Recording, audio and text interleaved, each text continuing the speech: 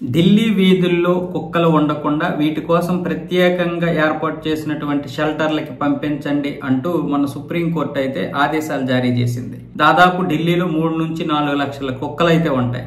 వీధులంటా కూడా గుంపులుగా కుక్కలు ఉన్నాయి. దేశం మొత్తం మీద 6-7 కోట్ల కుక్కలు ఉన్నాయి. ఈ కుక్కల బెడతో విపరీతంగా ఇబ్బంది పడుతున్నారు. అయితే దీని మీద చాలా మంది అభ్యంతరాలు వ్యక్తం చేశారు సుప్రీంకోర్టు తీర్పు మీద. అయితే సుప్రీంకోర్టు తీర్పు ఇచ్చినప్పుడే చెప్పింది, ఎవరైనా సరే దీనికి అడ్డుపడినా, జంతు ప్రేమికుల పేరుతో అభ్యంతరాలు చెప్పినా, లేకపోతే మిమ్మల్ని విధులు నిర్వర్తించకుండా అడ్డుపడినా సరే వాళ్ళపై కేసులు నమోదు చేయండి, మేము చూసుకుంటామనే విధంగా చెప్పింది. కానీ దీని మీద విపరీతంగా లేఖలు రావడం, అలాగే అభ్యంతరాలు రావడం, అందరూ కూడా స్పందించడంతో దీని మీద సుప్రీంకోర్టు మళ్ళీ 14వ తారీఖున ఏమొచ్చేసి ఒక 3 న్యాయమూర్తులతో కలిపి ఒక కమిటీ ఏర్పాటు చేసింది. ఆ కమిటీ ఇచ్చిన నివేదిక ప్రకారం ఈ రోజు ఒక తీర్పు చెప్పింది. అదేంటంటే కుక్కలకి టీకాలు డీవార్మింగ్ చేసి రేబీస్ అలాగే పిచ్చి పట్టినటువంటి కుక్కలు అంటే ఆక్రోశంతో ఉన్నటువంటి కుక్కల్ని మాత్రం విడిచిపెట్టకుండా వాటిని వేరే మార్గం చూడండి, వాటిని చంపే విధానంగా ఏదైనా కారుణ్య మరణం అంటారు కదా, ఆ విధంగా ఏదైనా వ్యాక్సిన్ ఇచ్చి వాటిని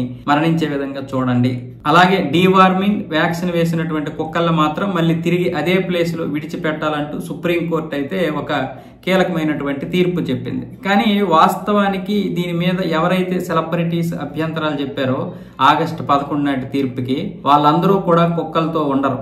వాళ్ళు విదేశీ కుక్కల్ని పెంచుకుంటారు అంతే. ఒక అడవశేషి కావచ్చు, లేకపోతే జాన్ అబ్రహం కావచ్చు, లేకపోతే శ్రీదేవి పెద్ద కూతురు జాహ్నవి కావచ్చు, ఎవరైనా సరే కుక్కల గురించి మాట్లాడుతున్నటువంటి చాలా మంది కుక్క లేదా కుక్క ప్రేమికులు ఎవరు కూడా వాళ్ళు కాలు కిందకి దించరు, వాళ్ళు కారుల్లో తిరుగుతారు. వాళ్ళు ఒకవేళ రోడ్ల మీద నడాల్సి వస్తే అటు 10 మంది ఇటు 10 మంది సెక్యూరిటీ ఉంటారు, లేదా వాళ్ళని ఎగబాకి చూడడానికి ప్రజలే ఉంటారు. కాబట్టి వాళ్ళకి కుక్కల నుంచి ఎక్కడా కూడా ప్రమాదం ఉండదు. సామాన్య మనలాంటి ప్రజలకు మాత్రమే కుక్కల నుంచి బెడద. చిన్న పిల్లలు చంపేస్తుంటే ఎంత బాధ ఉంటుందా తల్లిదండ్రులకి? ఆ బాధ ఎప్పుడైనా సెలబ్రిటీలకు ఉంటుందా? దీని గురించి వాళ్ళు స్పందిస్తారా? స్పందించగలరా? అసలు వాళ్ళ వరకు వెళ్తుందా ఈ న్యూస్? సుప్రీంకోర్టు తీర్పు చెప్పింది కాబట్టి వీళ్ళందరూ బయటకు వచ్చారు. వీళ్ళందరూ ప్రాక్టికల్ ప్రాబ్లమ్స్ ఏంటనేది చూడకుండా ఇష్టం వచ్చినట్లుగా వీళ్ళేదో ఒక 20-30 సంవత్సరాల క్రితం కుక్కలు ఏ విధంగా ఉండేవి, అక్కడక్కడ ఒక్కొక్కటి ఉండేది, ఆ విధానం చూసైనా సరే వీళ్ళు చెప్పాలి. లేదనుకుంటే వీళ్ళు కారులో తిరగడం వల్ల కుక్కలు మంచిగానే ఉన్నాయి కదా, ఎవరిని అనట్లేదు కదా అనుకుంటారు. కానీ వీళ్ళు కారులో తిరిగినంత మాత్రాన, వీళ్ళకి సెక్యూరిటీ ఉన్నంత మాత్రాన మనలాంటి వాళ్ళ పరిస్థితి ఏంటి? పిల్లలు తీసుకుని వెళ్తే స్కూల్కి తీసుకుని వెళ్ళేటప్పుడు ఒక్కొక్క దగ్గర 10-15 కుక్కలు ఉన్నాయి. ఒక్కొక్కటి వచ్చేసి విచిత్రంగా చూస్తోంది. పైగా చిన్న పిల్లలు, మనం అందరూ తల్లిదండ్రులు ఉండొచ్చు, ఉండకపోవచ్చు. చిన్నపిల్లలు ఒక్కొక్కసారి తల్లిదండ్రులు పనికి వెళ్ళిపోతారు కాబట్టి వీళ్ళు ఇంటికి వచ్చేస్తారు. ఆ సమయంలో కుక్కలు కరిచేస్తే ఏంటి పరిస్థితి? ఎవరు అడ్డగిస్తారు? ఎవరు చూస్తారు?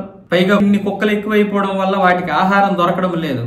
పైగా సుప్రీంకోర్టు బహిరంగ ప్రదేశాల్లో ఆహారాన్ని నిషేధించింది. మరి ఇలాంటి పరిస్థితులు, మరి వాటికి ఆహారం దొరకకపోతే, ప్రభుత్వాలు పెంచి పోషించకపోతే అవి ఎక్కడ ఉంటాయి? అవి మనుషుల్ని, కోళ్ళని, వీటిని పీకి తినకపోతే ఎవరిని తింటాయి? దీనివల్ల షెల్టర్లో వేయడం కానీ, లేదా కుక్కల జనాభా తగ్గించడం కానీ చేయాలి. ర్యాబిస్ వేసి వచ్చి ఎంతమంది చనిపోతున్నారో, కుక్క కాటుగా ఎంతమంది చనిపోతున్నారు కదా. అలాగే కుక్కల వల్ల యాక్సిడెంట్ బారిన పడి ఎంతో మంది గాయాల పాలవుతున్నారు, కొంతమంది మరణిస్తున్నారు కూడా. కాబట్టి కుక్కల్ని ఇప్పుడు ఉన్నటువంటి పరిస్థితుల్లో 6 కోట్లు 7 కోట్ల కుక్కలు ఉన్నాయి కదా, కేవలం వాటిని 1 కోటి వరకు తీసుకురావాలి అంతే. 1 కోటి 2 కోట్లు అంతకు మించి ఉండకూడదు. ఇప్పుడు ఉంటున్నటువంటి కుక్క జనాభాలో ప్రతి 3 కుక్కల్లో 2 కుక్కల్ని లేపేయాలి, 1 కుక్క మాత్రమే ఉంచాలి.